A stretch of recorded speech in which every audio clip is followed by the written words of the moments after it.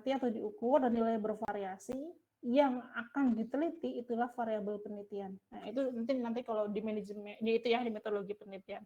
Kalau jodoh ya ketemu saya, kalau enggak berarti sama dosen lain. Oke.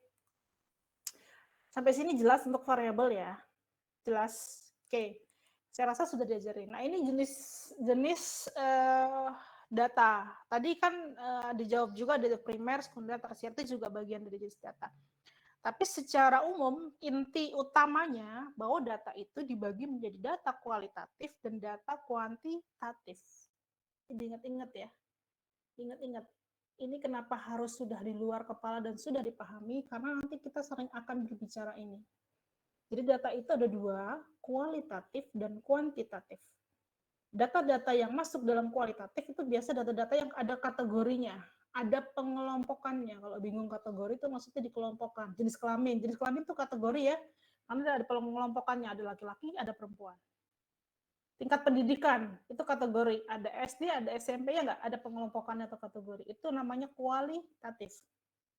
Sedangkan kuantitatif itu adalah data-data yang sifatnya masih berupa angka, tanpa dikelompokkan, tanpa dikategorikan. Ini saya penekanannya. Jelas sampai sini? Kalau saya tanya, tekanan darah itu kuantitatif atau kualitatif? Boleh dinyalakan mic-nya? Tekanan darah kuantitatif. Jelas ya, tekanan darah itu numerik, berupa angka. Kecuali tekanan darahnya dikategorikan, tekanan darah tinggi, normal, rendah, itu masuknya kualitatif. Tapi selama angkanya masih berupa angka gitu ya, belum dikategorikan, dia masuknya kuantitatif. Sampai sini jelas? Jelas nggak? Saya terlalu cepat nggak? Guys, ini ada yang tidur nggak? Terus saya tinggal tidur, sedihnya. Oke, jelas yang lain? Oke, nah, nanti masing-masing kualitatif maupun kuantitatif ada lagi jenis di bawahnya. Oke,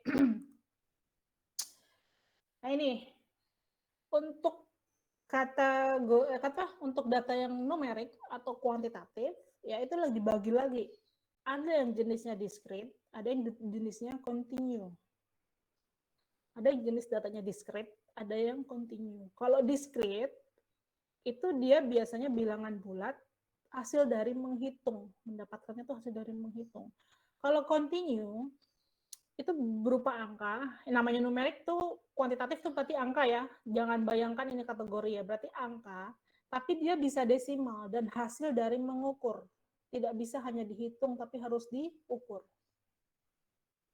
Saya ulangi ya, tadi kita sudah belajar jenisnya itu ada kuantitatif, ada kualitatif, dimana kalau kualitatif itu adalah jenis data-data yang kategori.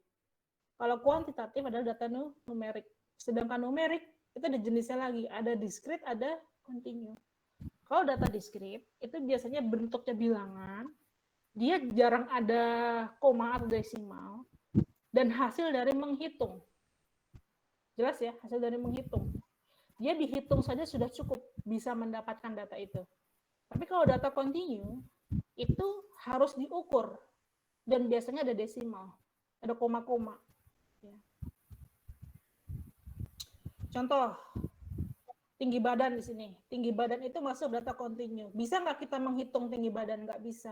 Tinggi badan itu harus diukur, makanya dia masuk data continue.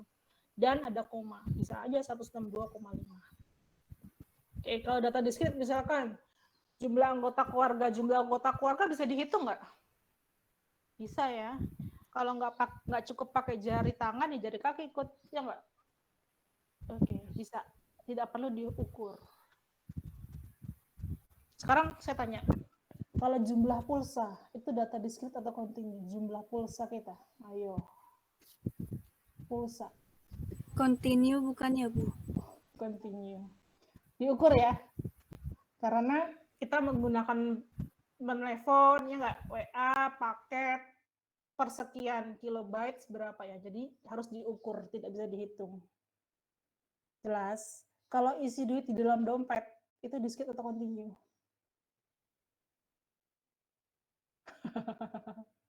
Ayo. Ya, Continue, jumlah. Bu. Continue. Continue atau discrete? Continue. Yang lain sependapat? Tiara? Galau dia. Tergantung jumlahnya. Aku distrik soalnya. Tergantung jumlahnya ya. Jumlahnya, Bu. Kalau banyak. Jumlahnya. Ya, kalau jumlahnya 10.000 kayak duit yang di dompet saya gitu ya. Rasanya discrete aja. Tapi kalau di dalam dompetnya kayak Tiara gitu ya, yang nominal nolnya aja nggak terhitung, ya nggak? Ya nggak sih? Ya, itu continue ya. Butuh orang untuk membantu mengukur. Oke, jelas ya. Jadi tergantung apa yang digantung. Oke. Sampai sini jelas? Ada pertanyaan nggak? Bingung nggak discrete sama continue? Kalau misalkan saya tanya ya, misalkan kadar HB, tahu kadar HB ya, hemoglobin, kadar HB dalam darah, itu discrete atau continue ya? Saya nggak tahu nih, ada yang bisa kasih tahu? Apa kira-kira? Continue, Bu. Continue, karena butuh alat. ya, oke. Karena butuh alat. Nggak mungkin kita menghitung ini ya, kadar HB kita ya, satu persatu gitu sel darah merah gitu, atau bagaimana? Saya nggak kebayang ya, jadi harus diukur. Jelas? Oke. Sampai sini jelas ya? Ada pertanyaan? Oke, sekarang kita masuk ini, skala data. Tadi skala ukur. Bahwa benar, skala ukur itu ada 4. Ada nominal, ada ordinal, ada interval, ada rasio. Nah, ini kadang-kadang membedakannya yang bikin bingung. Ya. Ada nominal, ada ordinal, ada interval, ada rasio.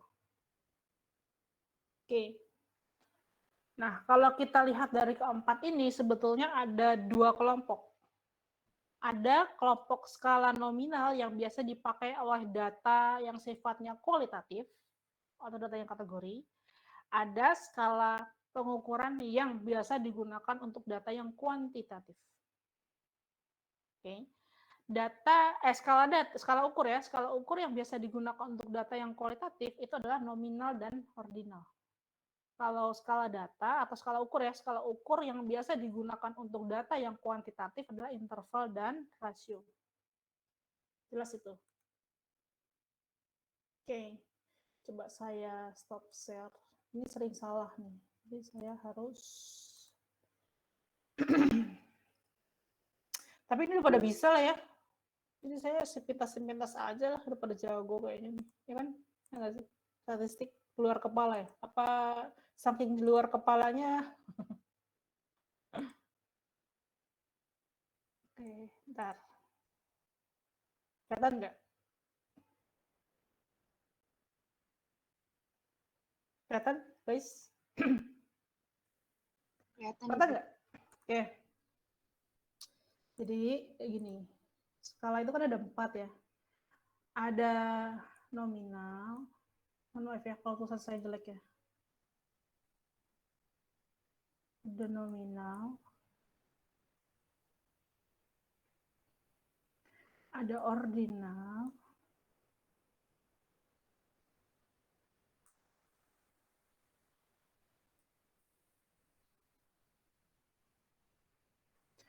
ada interval,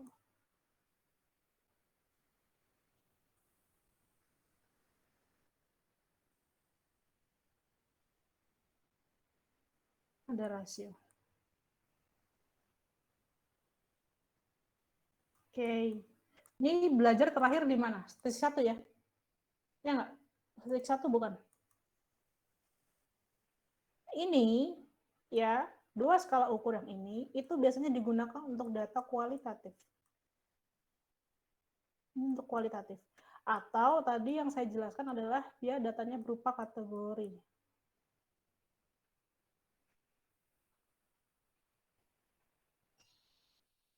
Kategori. Nah, kalau yang ini itu biasanya digunakan untuk data yang kuantitatif. kuantitatif. Nah, ini biasanya berupa angka atau numerik. Nah, jadi kalau teman-teman punya variabel, ya, kita lihat isi data di variabel tersebut. Kalau datanya angka, ya jangan lihat yang ini kalau ditanya skala ukur. Betul sebaliknya, kalau kita punya variabel, dalamnya adalah kategori, jangan ini yang dilihat. Berarti antara ini jawabannya, gitu. Ya. Oke. Nah, untuk ordinal sama nominal bedanya apa? Ini udah belajar ya? Kan udah belajar kan? Nadiaul. Panggilannya apa? Nadia. Nah, iya. Kalau ini sudah belajar ya, nominal dan ordinal. Jadi enggak, saya cuma manggil doang, nggak usah tegang. Nominal, kalau nominal itu dia kategori juga, ordinal ini kategori juga. Bedanya kalau nominal itu sudah kategorinya itu sudah menjadi rahasia umum. Tidak ada strata antara satu kategori dengan kategori yang lain. Contohnya suku bangsa. Nggak ada yang bilang, kan suku bangsa itu ada Jawa gitu ya, ada Jawa, ada Sunda, ya nggak? Ada Padang misalkan. Apalagi? Nah itu, tidak ada yang bilang Padang itu lebih baik daripada Jawa, Jawa itu lebih baik daripada Sunda, nggak ada. Jadi kategorinya itu sudah jadi rahasia umum dan antara mereka tidak ada stratanya, tidak ada satu lebih baik atau lebih tinggi daripada yang lain. Itu nominal. Jenis kelamin, nggak ada yang bilang perempuan lebih baik daripada laki-laki, laki-laki lebih kuat daripada perempuan. No.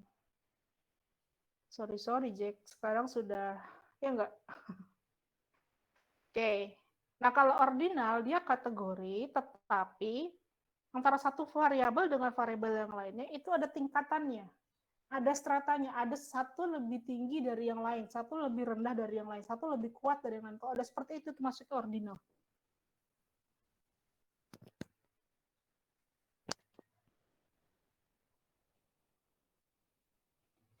Sampai sini jelas nggak? Sampai sini jelas? Oke, contohnya apa Bu tingkat pendidikan? Ada SD itu lebih rendah daripada SMP itu lebih rendah daripada SMA, ya enggak? Itu kategori juga, tetapi antara satu kategori dengan kategori lain itu ada yang saling apa ya? Ada yang satu rendah, ada yang satu lebih tinggi, ada yang satu lebih baik, tidak baik. Nah, itu ordinal maksudnya. Oke. Nah, kalau interval sama rasio apa? Kalau interval sama rasio, datanya ini variabelnya ini biasanya data-data di dalam variabelnya ini berupa angka atau numerik. Kalau bedanya kalau interval itu ada nilai negatif, kalau rasio tidak. Ya, interval itu ada nilai negatif, rasio enggak. Rasio itu nilai nol mutlak. Enggak boleh ada nilai negatif. Jadi kalau kita punya variabel, datanya numerik atau angka, di dalamnya bisa bernilai negatif, jangan pilih rasio, pilihnya interval. Itu paling mencolok. Kecuali kita gini, variabel, kemudian kita scoringnya gini, sangat baik, sangat jelek, sangat tidak baik gitu ya, sangat tidak suka, nah itu pilihnya interval, bukan rasio.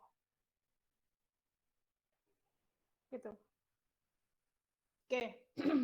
Meskipun itu nilainya positif, tapi itu masuknya interval. Ada pengecualian nanti kalau kita latihan nanti saya mention deh. Ya, ada pengecualian. Nah, tapi inti utamanya itu. Jadi rasio itu biasanya tidak ada nilai negatif. Kalau interval bisa ada nilai negatif. Oke. Sekarang contoh. Ya, misalkan saya bilang tingkat pengetahuan. Tingkat pengetahuannya nominal atau ordinal? Tingkat pengetahuan. Nominal atau ordinal? Atau interval dan rasio? Ordinal. Oke, ikut ordinal. Karena kalau tingkat, namanya tingkat ada tingkatannya, jelas. Itu berarti kategori dan ordinal. Kalau saya tanya misalkan tadi ya, jumlah uang di dalam dompet, interval atau rasio?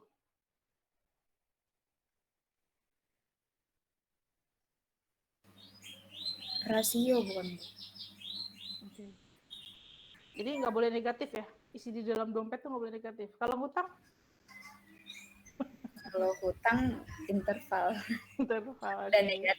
Oke, jadi tergantung ya, Tiara. Oke, Tiara. Tadi ada yang jawab. Siapa tadi yang jawab ya? Oh, Andiani ya. Siap. Oke. Jelas ya sekarang bedanya ya. Nah, kalau interval misalkan suhu itu ada nilai negatif ya. Berarti itu interval, jangan pilih rasio. Nah, sekarang saya tanya, kalau kayak tadi itu kadar Hb, interval atau rasio atau nominal kadar Hb?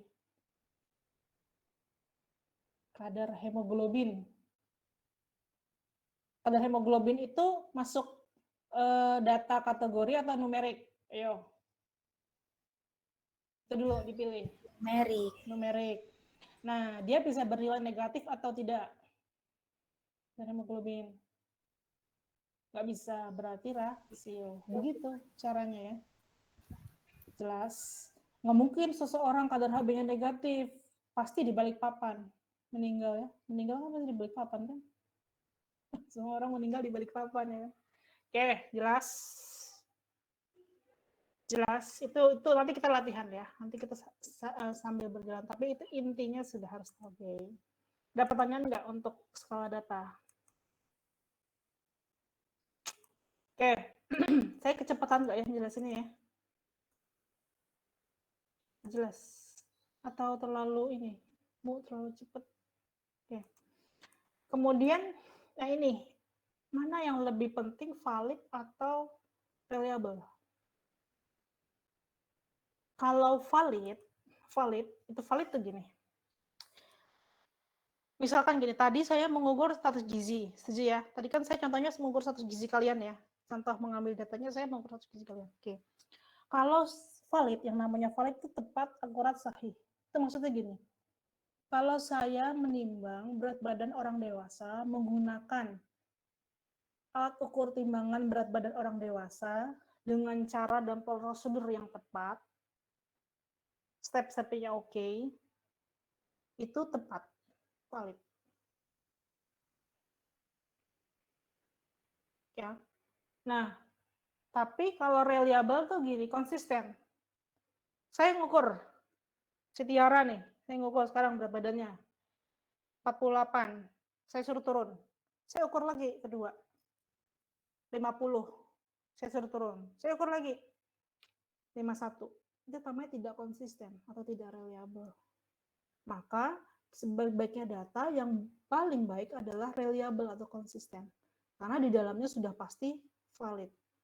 Jadi yang bagus itu, kalau saya ukur si Tiara, kalau ukuran saya memang sudah tepat ya, alat ukur saya sudah tepat, metode atau langkah-langkah saya sudah tepat, harusnya ketika saya mengukur si Tiara naik, oke, saya timbang 48.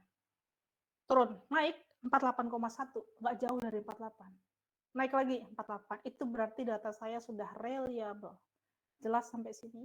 Artinya, kalau sudah reliable, sudah otomatis valid. Kalau valid, belum tentu reliable.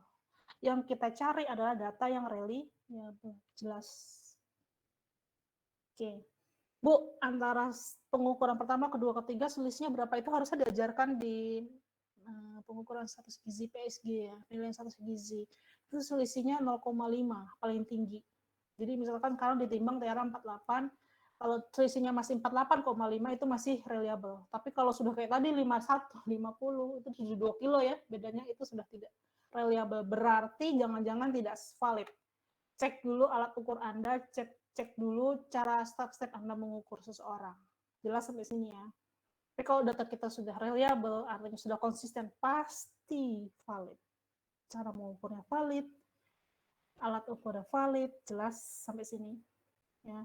Ini mungkin memang istilah baru. Ya. Jadi saya sering ketemu gitu kalau di lift sama mahasiswa, zaman masih offline tuh ya. Saya kalau di kampus tuh pakai sandal jepit, jadi tidak tahu kalau itu saya dosen sepertinya gitu. Saya lebih senang nyaman begitu ya. Terus saya pakai jaket berkupluk begitu, jadi dikira mungkin mahasiswa yang telat. Gitu. Nah, terus mahasiswa suka ngomong nih antara mereka, anjir, data gue udah valid. Gue reliable, diem-diem aja. Gitu ya, jadi itu awas jangan salah kaprah, valid aja nggak cukup, jir. Harus reliable. Ya cuman bukan mahasiswa saya, jadi saya diem aja. Sekarang sudah paham ya. Jadi data gue valid, data gue reliable. Gitu. Ini gue ajarin lo, gitu karena ya. Jadi sombong dikit boleh ya, tapi jangan angkuh. Enggak, saya bercanda. Oke, jadi jelas. Oke, yang kita butuhkan reliable, bukan hanya valid. Valid saja tidak cukup. Oke, karena data yang bagus ya itu tadi sudah konsisten. Tuh. Kita bikin kuesioner ya, kuesioner pengetahuan misalkan. Kuesioner yang bagus tuh gini, saya uji ke si siapa misalkan si Andiani tadi, saya ukur Andiani pakai kuesioner saya, pengetahuannya dia 70, saya ukur lagi harus sekitar segitu.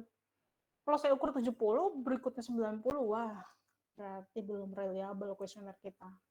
Ya enggak? Bingung jadi menentukannya. Oke, kurang lebih seperti itu. Itu sedikit review ya, terkait statistik. Oke. Artinya sudah selesai sih slide-nya. Terakhir, terima kasih. Oke, ada pertanyaan sampai sini? Ada pertanyaan? Cukup jelas? Itu tadi pemanasan ya. Jadi silahkan dibuka lagi buku-bukunya yang terkait dengan statistik, rumus-rumusnya, catatannya. Kalau bisa lanjut aja ya, bukunya lanjut aja. Jadi satu kesatuan. Itu yang saya lakukan hingga sekarang ketika saya kuliah. Dulu saya nggak nyangka kalau ternyata buku kuliah saya terpakai untuk saya ngajar. Ya siapa tahu kan ada laras-laras yang lain. Itu kita nggak tahu. We never know kalau kata almarhum siapa si butterfly itu gitu ya.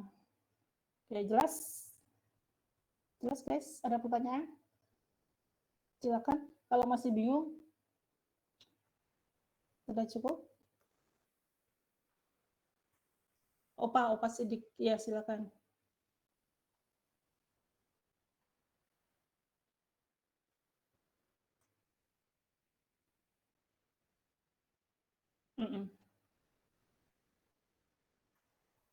Iya, nggak free.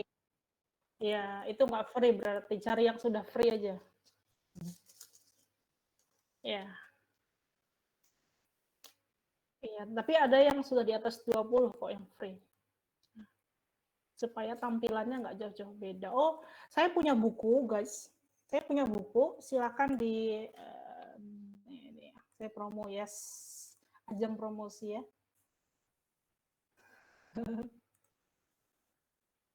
Ntar saya share ya.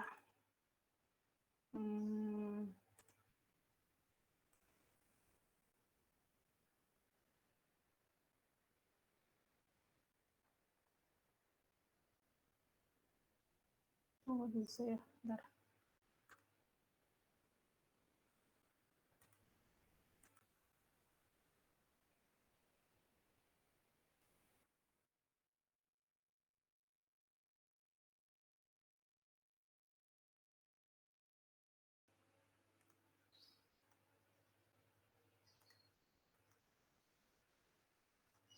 Kelihatan nggak? Kelihatan nggak? Kelihatan nggak? Kelihatan. Kelihatan ya? Oke. Si Google. Google Book ya? Oke. Jadi kalian ke Google Book. Ini masih kelihatan ya? Kelihatan, oke. Kalian cari aja di sini aplikasi SPSS.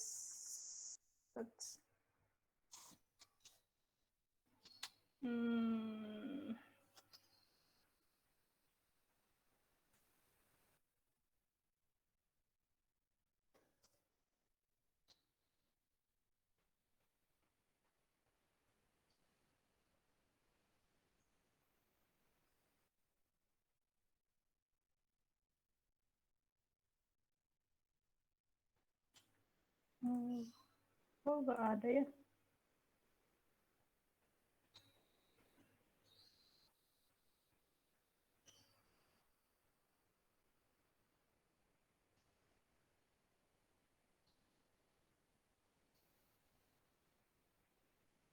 Harusnya masih ada ya di Google Book. Sebentar, saya share. Bentar.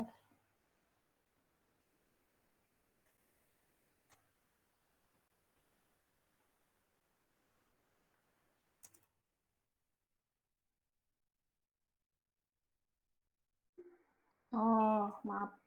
Harusnya nama belakang saya nih. Ya. Yang muncul Sito Ayu. Nih. Kelihatan? Nih. Aplikasi SPSS. Nih. Nah, kalian bisa download e-booknya. Harganya 28.000 kalau e-book, kalau hardnya itu 2 kali lipatnya sekitar 56 sekian gitu. Nah, ini isinya tentang itu, isinya tentang apa yang akan dipelajari di manajemen data pangan dan gizi. Mulai dari transformasi, silakan. Nah, kalau mau diakses bisa. Harganya 28.000, lebih murah daripada Catem ya. Oke, S3 marketing ya. Nah, jadi ya gitu. Jadi kalau mau beli ini boleh, insya Allah kepakai sampai nanti di akhir. Atau kalau mau di ini saya bisa di bentar, bentar.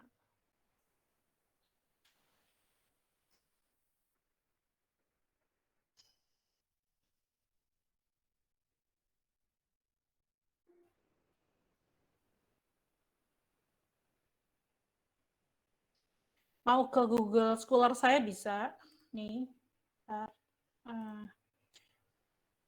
Sudah sering ini kan ya, sudah sering akses Google Scholar ya. Oke, ke Google Scholar saya nanti di sini ada sudah 5 orang yang mensitasi sejauh ini, alhamdulillah. Ini bisa. Nanti ngelinknya ke sana sama ebook. Oke. Biasanya dipakai untuk tugas akhir. Gitu ya. Itu bisa.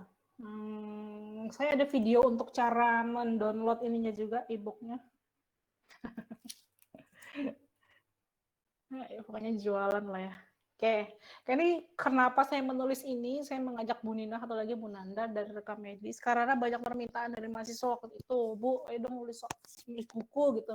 Jadi ada beberapa sesi yang tidak mandata dengan saya gitu, kemudian minta materi-materinya di share gitu. Ya, akhirnya saya menulis. Oke, ada pertanyaan sebelum saya tutup? Itu jelas? Oke, kalau sudah jelas, mungkin untuk pertemuan hari ini demikian. Terima kasih semua. Tetap semangat, tetap sehat, supaya minggu depan kita bisa ketemu dan seterusnya sampai berakhir satu semester ini. Ada yang baru join dong. Oke, saya sampai lupa mau ngomong apa loh, speechless. Oke, sampai ketemu minggu depan ya guys. Selamat siang, Assalamualaikum warahmatullahi wabarakatuh. Mohon maaf ya yang baru join. Terima kasih Ibu. Sama-sama. Waalaikumsalam, terima kasih banyak Ibu. Terima kasih Ibu. Sama-sama.